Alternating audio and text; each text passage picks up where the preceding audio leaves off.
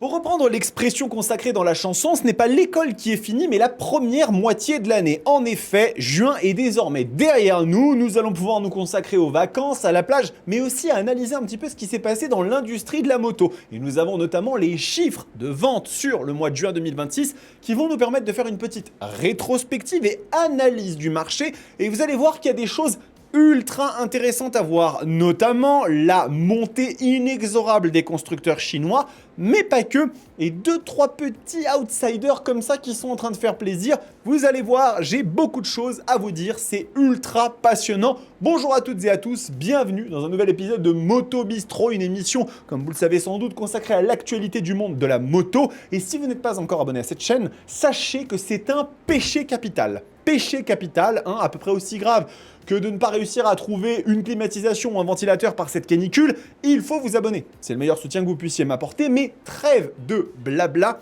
nous allons commencer à regarder un petit peu ce marché avec plusieurs articles, notamment de Imoto ainsi que de Caradisiac, qui nous apprennent 2-3 petites choses très intéressantes. Donc, le volume des immatriculations moto et scooters neufs en France au mois de juin 2026 est de 22 544 unités selon AAA Data. AAA Data, c'est un organisme extrêmement intéressant qui compile comme ça un petit peu toutes les statistiques de vente de deux roues et autres. Et c'est une hausse de 1147 deux roues par rapport à la même période l'année précédente. En tête, les marques Honda, Yamaha et BMW. Je ne vous apprends peut-être rien, mais Honda, Yamaha et BMW sont le trio de tête historique de vente de motos en France depuis maintenant de très nombreuses années. BMW se campe très bien grâce aux R1250 et R1300 GS et GSA qui sont premières au niveau des ventes depuis des années maintenant. Et Honda et Yamaha, grâce à leur puissance au niveau de toutes les gammes qu'ils ont, de toutes les machines qu'ils peuvent proposer, sont aussi toujours extrêmement bien placés dans ces classements. On va dire que ça a un petit peu évolué. Honda est passé premier depuis 2021. C'est une dynamique qui s'est maintenue jusque-là. Donc, regardons un petit peu ça parce que c'est très intéressant. Le volume, le nombre record d'immatriculations sur une période comparable sur une période de 10 ans est le mois de juin 2020, pré-Covid bien évidemment. On n'était pas encore dedans, on va dire, avec 28 238 deux roues motorisées immatriculées sur le marché français.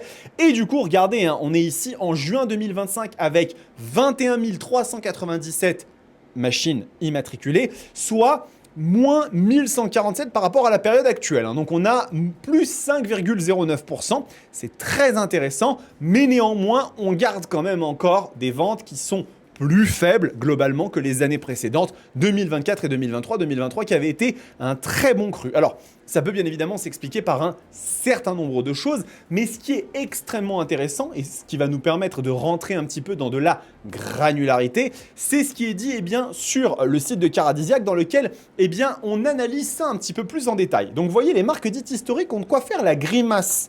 En juin, les ténors ont presque tous plus ou moins bu la tasse. Honda limite la casse. Honda, ça fait partie des constructeurs qui, notamment sur la période 2025, l'année 2025, je vous avais montré ce fameux tableau dans lequel on voyait qu'ils étaient à moins 0,8. C'était celui des constructeurs historiques qui avait le moins de problèmes, on va dire. C'est ceux qui, comme le disent dans l'article Caradisiac, limitaient un peu plus la casse. Mais néanmoins, il existe quelques différences concernant les autres marques, Yamaha, BMW notamment, qui sont à moins 12,31 et BMW qui accuse sérieusement le coup avec une baisse nette de 21,02%. Kawasaki fléchit et Triumph prend le bouillon avec une grosse claque de moins 23%. Alors là-dessus, sur ces entrefaits, on pourrait se dire que c'est quand même pas foufou. En fait, il existe quelques marques qui résistent, on va dire, un petit peu et qui sont même en croissance. Ces marques-là, croyez-le ou croyez-le pas, ce sont KTM et Suzuki. KTM qui prend plus 79% et Suzuki qui a aussi une croissance de plus 45%. Ce sont des chiffres qui sont extrêmement bons, mais attention quand même, c'est à mettre en relation avec le fait que l'année précédente avait été catastrophique, comme le disent Caradisiac. Et là maintenant, on va attaquer un chapitre qui est extrêmement important, puisque vous le savez, aujourd'hui, le monde de la moto, en France, mais même dans le monde, il est composé de ce qu'on appelle les constructeurs un petit peu historiques, japonais, européens et aussi américains. Et puis on a nos nouveaux petits trublions qui sont tout simplement là pour rabattre un petit peu les cartes, hein, amener un vent de fraîcheur et de renouveau, ce sont les constructeurs chinois. On a 5 marques qu'on retient beaucoup, voire même 6, CF, Vosges, Zontes, QJ Motor, Benda et Cove. Bien évidemment, je le sais, hein, vous êtes toutes et tous extrêmement fans de ZX Moto. Ils rentreront aussi dans cette équation, ne vous inquiétez pas. Donc, pendant que les blasons historiques tirent la langue, la Chine, elle, continue de progresser de façon presque insolente sur le marché français. En juin, les marques purement chinoises ont vu leurs ventes bondir globalement de 50% pour peser 15,7% de part de marché contre à peine 10% l'an dernier. Je ne sais pas si on se rend compte de ce que ce chiffre signifie. La Chine vient littéralement d'augmenter de 50% ses parts de marché sur le territoire français. C'est proprement hallucinant. Et aujourd'hui, on le sait, on est encore dans une structure, dans un marché chinois qui est fortement orienté vers le mid-size, les machines qui sont au maximum à 100-120 chevaux. Mais vous vous en souvenez, hein, on est toutes et tous très impatients de voir arriver une certaine moto. Vous la connaissez, il s'agit de la CF Moto V4 SR WR. Une moto qui n'a pas pour vocation d'aller de par elle-même chercher beaucoup plus de ventes par rapport à ce qu'on a aujourd'hui. Son objectif à cette machine, ce n'est pas de multiplier par 2 ou par 3 les ventes de CF Moto directement. Par contre, en ce qui concerne l'image de marque, quand on va directement parler de ce que la marque va véhiculer, de ce qu'elle va pouvoir incarner au niveau de son iconographie, de sa mythologie, de pouvoir proposer une hyper sportive de 212 chevaux avec une gueule franchement séduisante, des équipements très très bons et puis aussi très potentiellement un rapport qualité-prix assez exceptionnel, là on rentre dans une discussion qui est tout autre et qui permet à CF Moto d'avoir de belles ambitions et je pense légitimement de donner quelques sueurs froides et appréhensions aux constructeurs historiques qui regardent ça probablement du coin de l'œil avec une certaine forme de fébrilité. Alors, et comme depuis plusieurs mois, ils disent le symbole de ce séisme a un nom, CF Moto. On est en plein dedans. En immatriculant 1017 motos, plus 32,8% par rapport à juin 2025, le constructeur s'est payé le luxe de s'emparer de la 5e place du marché français. Ce qui veut donc dire désormais que CF Moto est donc dans le top 5 des constructeurs sur cette période-là. Une performance impensable il y a encore quelques années. Je vous le rappelle, pour resituer un petit peu le débat, que CF Moto ont littéralement gagné quasiment 45 places dans le classement des constructeurs depuis 2020. Ce sont des chiffres qui sont absolument hallucinants. Et donc, aujourd'hui, CF mène la charge, on va dire, des constructeurs chinois, mais attention, le reste de la troupe suit la même trajectoire avec des progressions qui font rêver. Plus 62,6% pour Zontes, plus 11,6% pour Vosges, plus 342%, 137 unités pour le nouveau venu Benda. Les outsiders QJ Motor Cove, regroupés dans la catégorie autres marques, s'envolent même de 123% avec 915 unités. Il faut absolument qu'on discute de tout ça parce que c'est très très intéressant. Alors, le cas de Benda, je trouve qu'il est extrêmement important à regarder parce que, oui, en effet, la croissance est modeste sur le nombre de machines vendues. Oui, effectivement, on n'est pas sur un énorme volume. Mais par contre, on est sur une croissance qui est quand même très forte, plus 342%. Donc, ce qui veut dire que Benda commence, grâce à des modèles attirants, attrayants, intéressants, qui ont été bien évidemment menés tout d'abord par, vous la connaissez maintenant, la LFC 700, cette énorme cruiser avec son pneu de 300 mm, qui était finalement une show bike. C'était une machine qui était là pour créer de l'attrait autour de la marque. Mais en réalité, les ventes principales de cette marque vont se faire autour de machines comme par exemple la Napoléon 125 qui est extrêmement jolie et je vous assure que quand vous la voyez en vrai, vous dites cette moto elle fait pas 125 cm3, c'est quand même assez impressionnant. La Dark Flag V4 Commander qui est un V4 de 500 cc, donc une machine plutôt réduite et ils ont pas mal de plans très intéressants. Et donc on est en fait effectivement sur une dynamique très positive pour les constructeurs chinois, une dynamique qui ne s'arrête pas.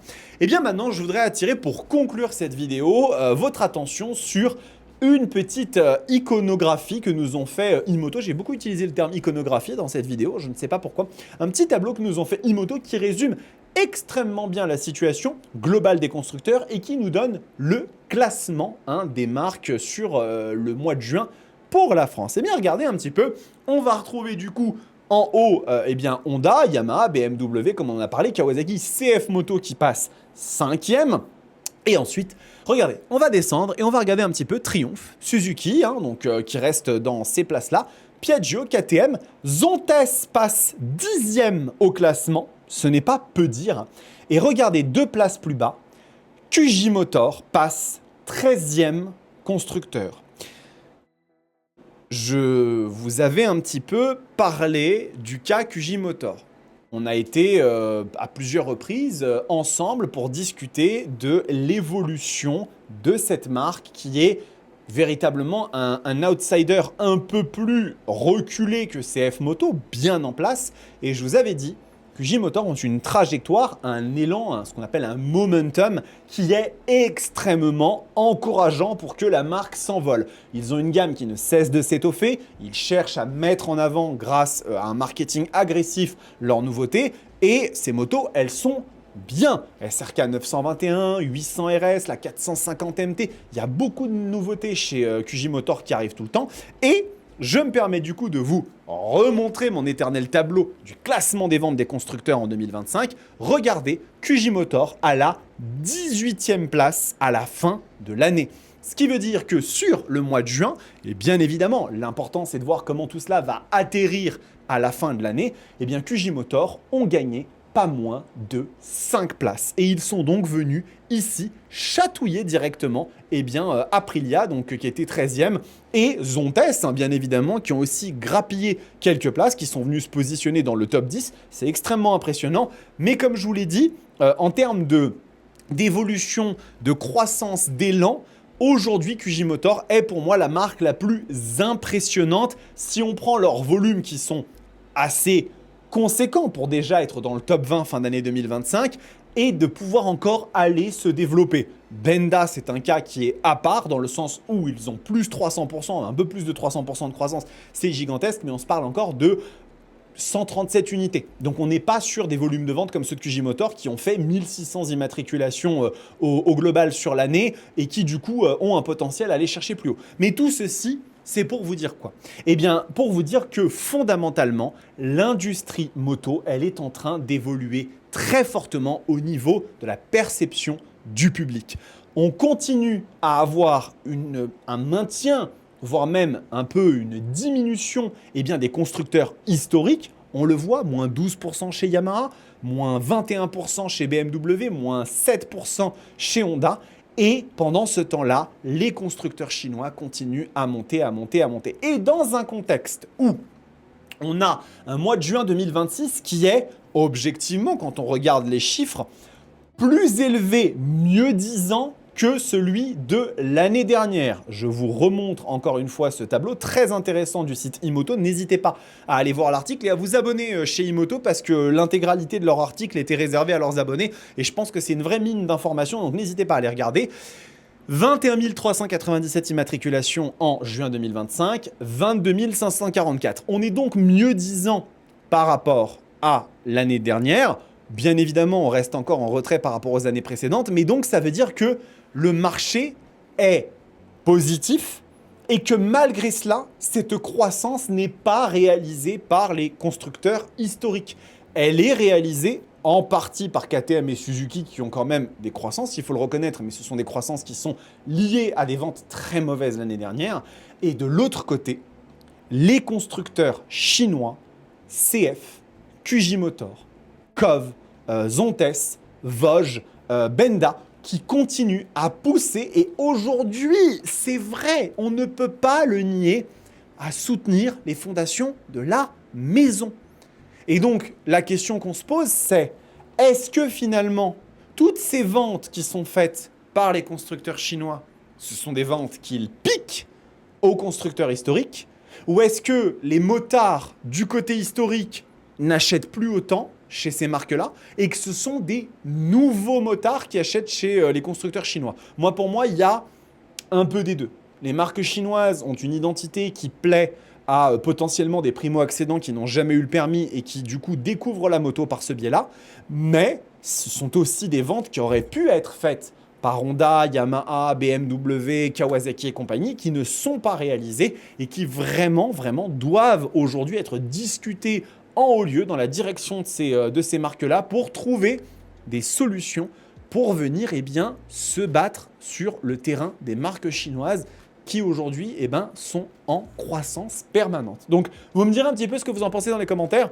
Moi, je trouve que c'est ultra intéressant d'analyser un petit peu ce marché pour voir en fait comment les tendances de l'industrie évoluent, comment on peut s'attendre à une croissance encore plus forte à partir du moment où on va avoir, notamment, je vous l'ai dit, cette V4 SRWR qui va entériner dans l'esprit justement du consommateur occidental que les marques chinoises peuvent faire des motos extrêmement performantes. Et donc, comme je vous le disais, l'objectif de la V4 SRWR n'est pas de faire des ventes en elle-même. Cette moto, peut-être qu'il va s'en vendre 200-300 par an. C'est pas ça qui va faire exploser les chiffres de vente de CF Moto. Par contre, l'arrivée de cette machine va créer en fait une image de marque qui va ruisseler par capillarité comme ça vers tous les autres modèles de la gamme qui, eux, seront boostés parce que les gens se diront « Waouh, CF Moto savent faire des machines puissantes, des machines fiables, des machines premium » et donc ça donne envie de rentrer dans la famille et l'écosystème de CF Moto. Écoutez, vous me direz un petit peu ce que vous en pensez, votre ressenti, votre opinion par rapport à ce marché moto en juin 2026. Je trouve que c'est ultra intéressant. Ça nous donne un petit peu les tendances pour l'EICMA qui va être un rendez-vous exceptionnel. Le meilleur moyen de ne pas rater tout ça, c'est bien évidemment de vous abonner à la chaîne. Vous avez plein de contenu qui vous attend. C'est toujours un petit peu mise à jour la Roadsters TV, vous le savez. Il y a toujours des nouvelles vidéos qui tombent. Et en attendant les amis, prenez soin de vous, kiffez vos bécanes. Ciao!